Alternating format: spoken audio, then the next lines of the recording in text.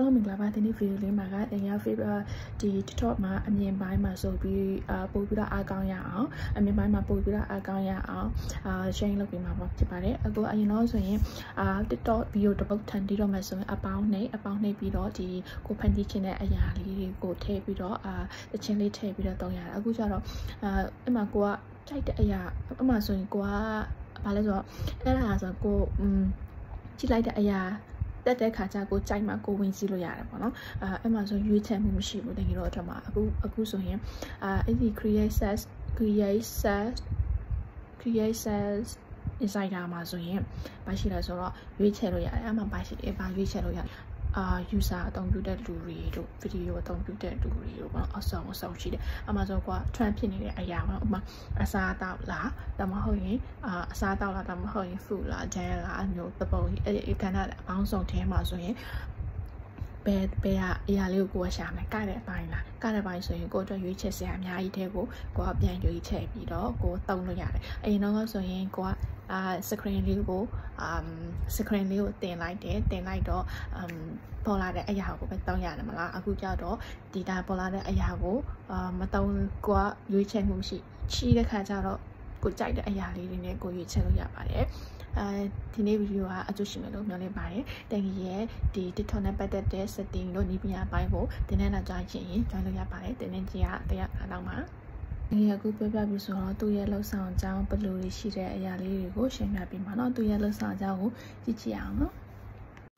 Hello အားလုံးမင်္ဂလာပါဒီနေ့ဗီဒီယိုလေးမှာကတင်ရ TikTok အမြင်ပိုင်းမှာပို့ပြီးတော့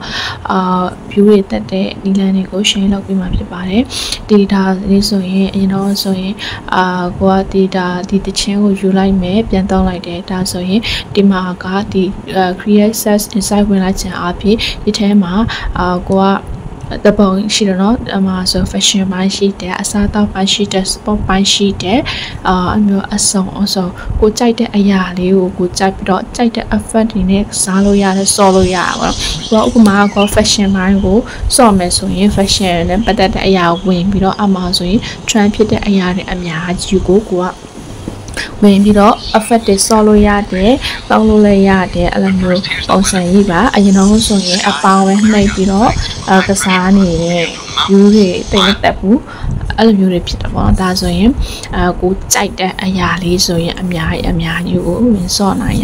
ပါတယ်ဒါဆိုရင်ဥပမာတရားတန်းပုံစံလိုမျိုးနှိပ်ထားတဲ့တန်းမှဆိုရင်တန်းကိုနှိပ်လိုက်ပြီးတော့အမှာကိုကဒီမှာဒီအောက်မှာပေါ့နော် trend ဖြစ်တဲ့အရာလေးတပုံ view များတဲ့အရာလေးတွေတပုံရှိတယ် view များတဲ့အရာကြတော့ဒီမှာသူပြတာเนาะဒီမှာကိုဝင်ကြည့်လို့ရတယ်တကယ်လို့ကိုဝင်ကြည့်လိုက်လို့ကိုကပြန်ပြီးတော့ကို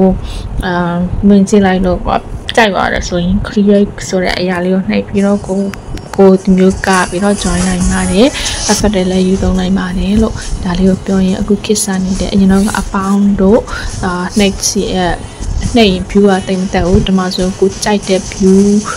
trend ဖြစ်တဲ့ view ကြိုက်တဲ့ view ကြိုက်တဲ့ effect ဝင်ဆော့ပြီးတော့သုံးလို့ရပါတယ်ဆိုတဲ့အကြောင်းဝေမျှရင်ဒီနေ့ဗီဒီယိုလေးဟာဒီလောက်ပါပဲเนาะ